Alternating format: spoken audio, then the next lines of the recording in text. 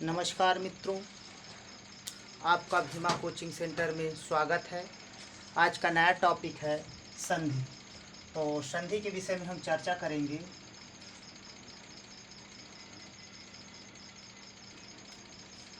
संधि के विषय में चर्चा करेंगे। संधि होता क्या है? संधि दो शब्दों के सार्थक मेल, दोनों शब्दों का जो कुछ अर्थ होता है, दोनों शब्दों आपस में मिल करके एक नया शब्द का निर्माण करते हैं, उसे हम संधि कहते हैं। अर्थात संधि हमारी तीन प्रकार की होती है। संधि तीन प्रकार की होती है। पहला है आपका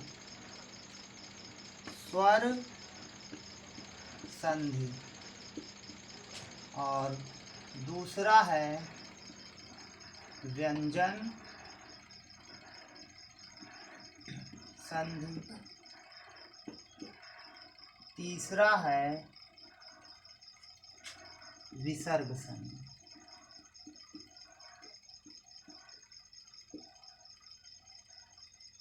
विसर्ग संधि। तो दोस्तों, संधि कोई पूछे तो कितने प्रकार के? तो संधि तीन प्रकार की होती है। पहला स्वर संधि, दूसरा व्यंजन संधि, तीसरा विसर्ग संधि। तो दोस्तों, सबसे पहले मैं स्वर संधि के विषय में चर्चा करूंगा और स्वर संधि के जितने भी पार्ट्स हैं, जितने भी भाग हैं, उसके विषय में हम अध्ययन करेंगे और उसको जानेंगे। हर एग्ज़ाम में, कोई भी कंपटीशन का एग्ज़ाम हो तो संधि से क्वेश्चन बार बार पूछा जाता है। इसलिए मैं आपको पढ़ाने के लिए ये संधि का चैप्टर लेकर आया हूँ और इसे मैं पूरा तीनों संधियों को विस्तार से मैं बताऊंगा।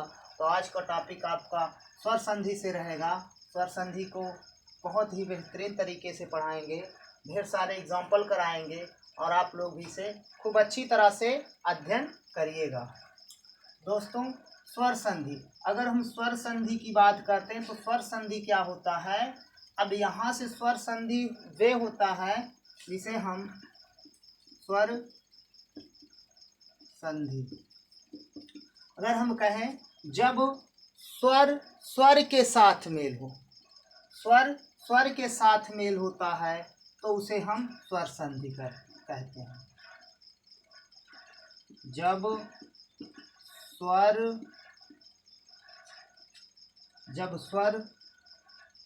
स्वर के साथ मेल होता है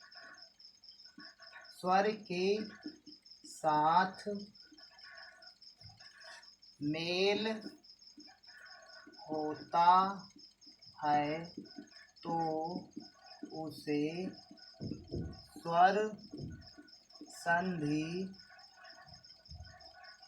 स्वर संधि कहते हैं। दोस्तों, जब स्वर स्वर के साथ मेल करता है तो उसे हम स्वर संधि कहते हैं। तो देखिए, अब स्वर में जितने भी मिलेंगे आपको, स्वर स्वर के साथ ही मेल करेगा और स्वर का ही निर्माण करेगा, उसे हम स्वर संधि कहेंगे। तो दोस्तों, ये स्वर संधि की परिभाषा ऐसे समझ सकते हैं। तो अब देखते हैं स्वर संधि होते कितने प्रकार के हैं। तो स्वर संधि के प्रकार, स्वर संधि के प्रकार। अब स्वर संधि के प्रकार के विषय में हम चर्चा करेंगे। तो मैं 6 प्रकार के होते हैं, लेकिन हम पढ़ाएंगे 5 प्रकार। पहले 5 प्रकार जानिए, फिर छठवीं भी हम बता देंगे। तो स्वर संधि 6 प्रकार के होते हैं। तो 5 प्रकार के नाम मैं बता रहा हूँ। पहला है दीर्घ स्वर संधि, दीर्घ स्वर संधि। गुण स्वर संधि,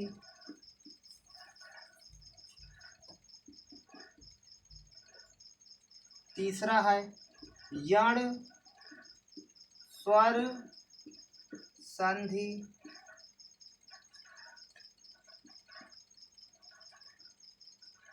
वृद्धि स्वर संधि,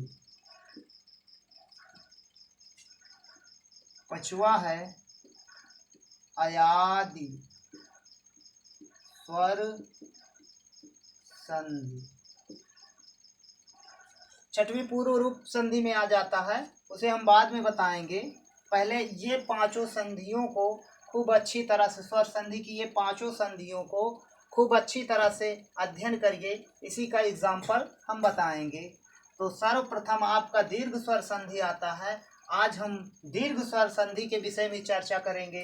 नेक्स्ट डे गुण स्वर संधि की, फिर नेक्स्ट डे यण स्वर संधि की। तो इसी प्रकार से part by part per day एक एक टॉपिक लेकर आएंगे, और पर डे मैं सभी संधियों को विस्तार पूर्वक से बता दूंगा।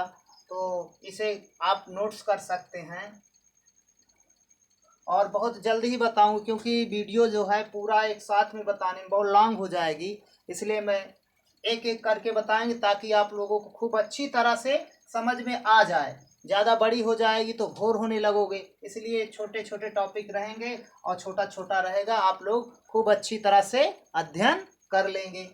तो दोस्तों ये 5 प्रकार के हैं, इन पांचों को हम अध्ययन करेंगे।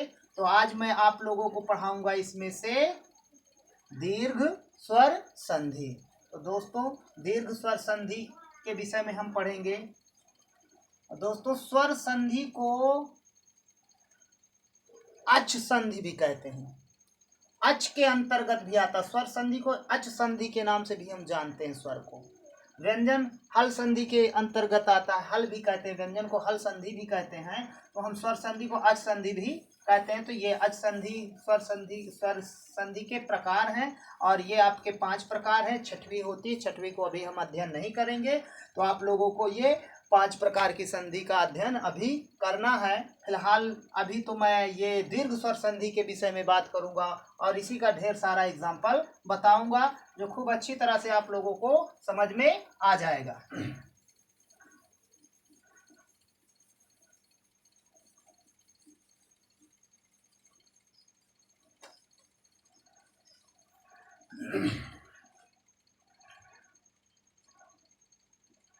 दीर्घ स्वर संधि। दोस्तों दीर्घ स्वर संधि, इसका एक फार्मूला होता है, अकः सवर्णे दीर्घः। अकः सवर्णे, अकः सवर्णे दीर्घः। दोस्तों ये रहा है दीर्घ स्वर संधि का सूत्र, अकः सवर्णे दीर्घः। हम वीडियो बनाए थे प्रत्याहार। तो दोस्तों ये देखिए आपका मिल गया अक, अक प्रत्याहार। जो हमने इसके पहले वीडियोस बनाए हैं, वो हमारे वीडियोस में प्रत्याहार था, तो उसी में से ये अक आ गया। तो अब देखते हैं अक, अक आता किस्म के अंतर्गत है, इसके अंतर्गत कौन कौन से अक्षर आते हैं। तो इसके अंतर्गत आ, ई, उ, री और री। दोस्तों ये 5 अक्षर आते हैं, अक प्रत्याहार के अंतर्गत ये 5 अक्षर आते हैं, इसीलिए अकः सवर्णे दीर्घः कहा गया है। अकः सवर्णे दीर्घः, अकः मान आ गया प्रत्याहार, सवर्णे माने समान। जब ये समान हो, मतलब एक ही जैसे हो, तो क्या हो जाता है, दीर्घ हो जाएगा। जब दोनों मिलेंगे तो दीर्घ हो जाएगा। तो दोस्तों ये 5 अक्षरों से देखिए अभी कैसे ये दीर्घ संधि हम बताते हैं। तो अकः सवर्णे दीर्घा से ये 5 अक्षर मिले, सवर्णे माने समान। तो इसकी अगर हम परिभाषा से कर दें तो क्या होगा, दीर्घ स्वर संधि में अगर हम लिख देते हैं दीर्घ स्वर संधि में अगर हम लिखें तो क्या होगा, जब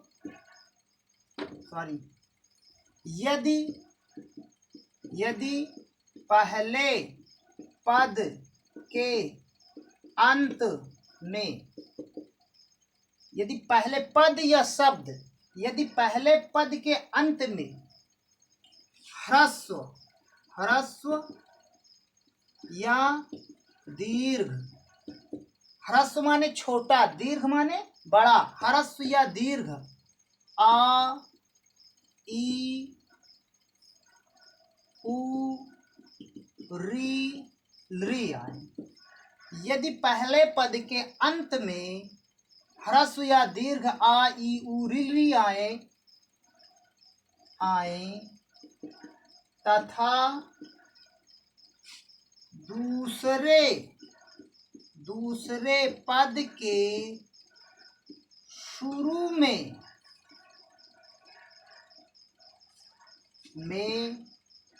यही स्वर आए, यही स्वर आए, मतलब यही का मतलब आ ई उ री आए, यही स्वर आए तो दोनों मिलकर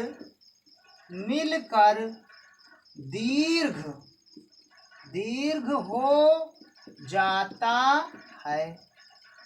दोस्तों ये डिफिनीशन, इसी के आधार पर हम पूरी संधि इसमें के समझ लेंगे। क्या कहा? यदि पहले पद के अंत में ह्रस्व या दीर्घ आ ई उ री आए तथा दूसरे पद के शुरू में यही स्वर आए तो दोनों मिलकर दीर्घ हो जाता है। तो दोनों मिलकर के मतलब पहले पद का और दूसरे पद का दोनों को जब समान रहेगा, यही स्वर आएगा, यही का मतलब समान, स्वरणे माने समान, मतलब यही स्वर आएगा तो दोनों मिलकर के दीर्घ हो जाएगा। तो ये इस प्रकार से रहेगा। अब देखिए कैसे, ये बात जो मैंने अभी बताई लिख करके, अब इसे समझ लीजिए कैसे। पहला पद का अंतिम छोटा आ है और दूसरे पद का भी शुरू में छोटा आ हो तो दोनों मिल करके आ मिल करके बड़ा आ हो जाएगा।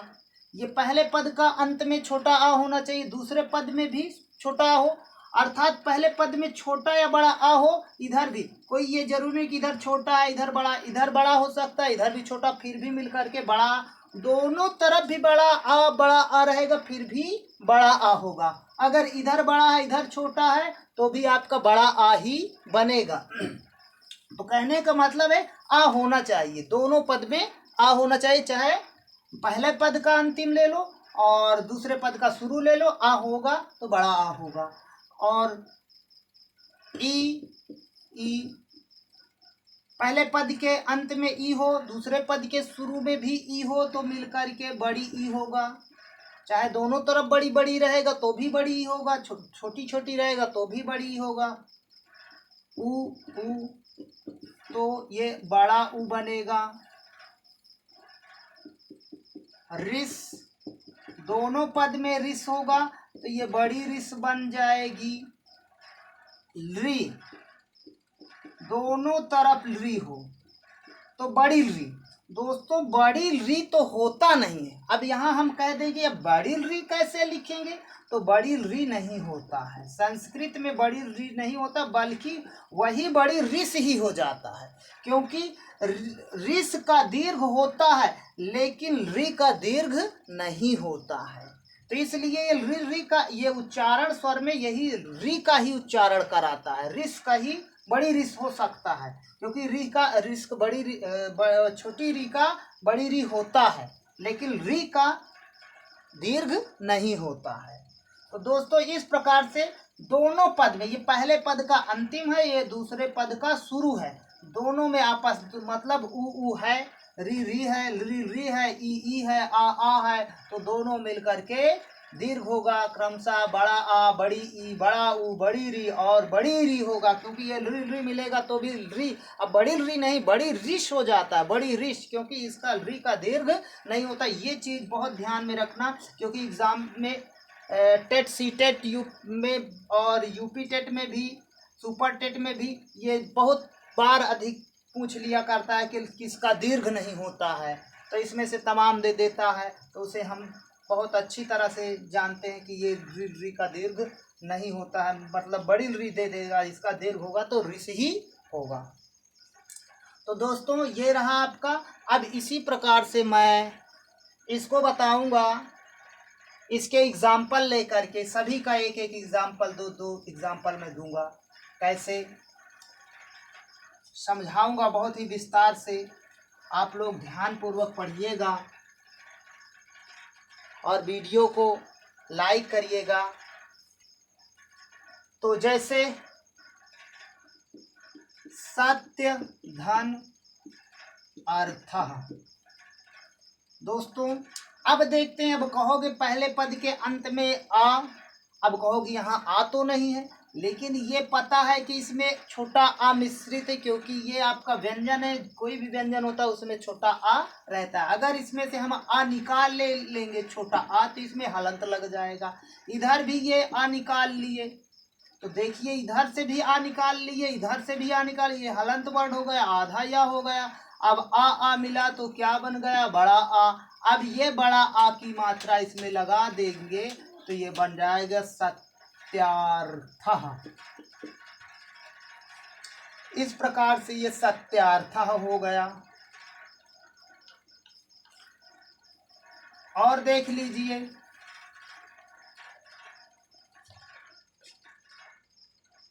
तत्र धन अपि, देखिए इसमें भी आ है, इधर भी आ है, मिल करके बड़ा आ बना।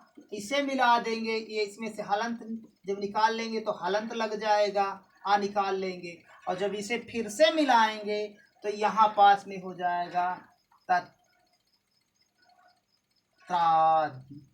तत्रादि, सॉरी तत्रापि की है, तत्रापि हो जाएगा। तो दोस्तों इस प्रकार से ये दीर्घ हो जा रहा है। और देख लीजिए, रवि, रवि धन इंद्रः, इंद्रः। दोस्तों इधर देखते हैं छोटी, इधर भी छोटी, और ई मिल करके क्या बनेगा, बड़ी। अगर इसमें से ई निकाल लेंगे तो ये आधार व हो जाएगा। अब इधर से ई निकाल लिए तो केवल द्रह बचा। अब जब यहाँ बड़ी ई आ गई तो ये यहीं पास में, कहीं बाहर नहीं जाएगी, यहीं से निकला तो यही मिल करके बड़ी। अब इसमें क्या करेंगे, ये हलंत वर्ड है, आधा वह है, अब इसी में अगर स्वर बड़ी मिला देंगे तो बड़ी की मात्रा लग जाएगा, रवींद्र हो जाएगा, रवींद्र, रवींद्र हो जाएगा। तो दोस्तों ये रहा ई का। अब देख लेते हैं, कविधन ईश्वरः, कविधन ईश्वरः। दोस्तों देखो इधर क्या है, छोटी ई, इधर बड़ी ई, अब मिलकर के बड़ी ही बनेगा, ये बन जाएगा कवीश्वरः। ये रहा एग्जाम्पल। और देख लीजिए, भानुधन उदयः, भानुधन उदयः। देखिए इधर छोटा ऊ, इधर भी छोटा ऊ, मिलकर के बड़ा ऊ बनेगा। यहाँ से ऊ निकल गया तो आधा ना बचा, तो ये बचा भान। अब इसमें बड़ा ऊ की मात्रा लगा दी, इधर का ऊ निकल गया तो ये दयः बचा, भानुदयः। वधूत्सवः, वधूत्सवः, वधू धन उत्सवः।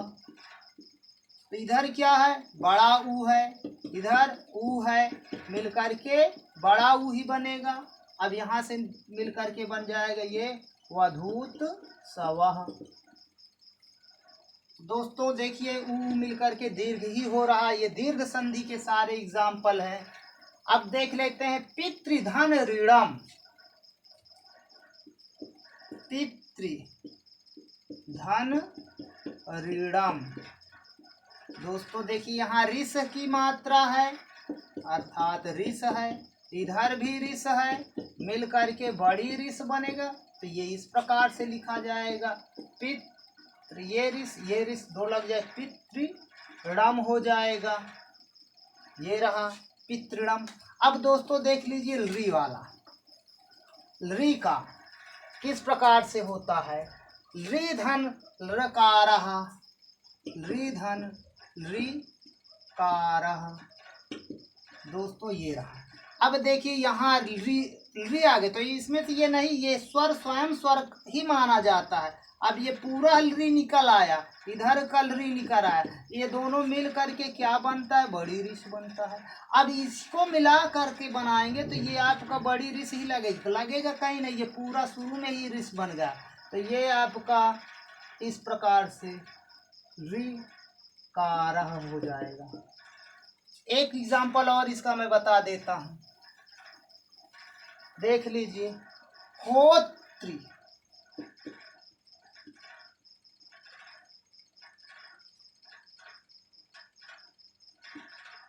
होत्रिधन ऋकारः।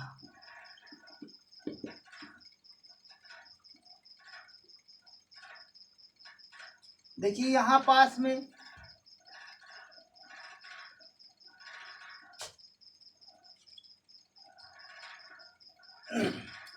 उसका केवल ओनली ये आपका रिस्का हो जाएगा, ऋकारः ये हो जाएगा इसमें का। तो दोस्तों ये रहा दीर्घ स्वर संधि का ढेर सारे एग्जाम्पल।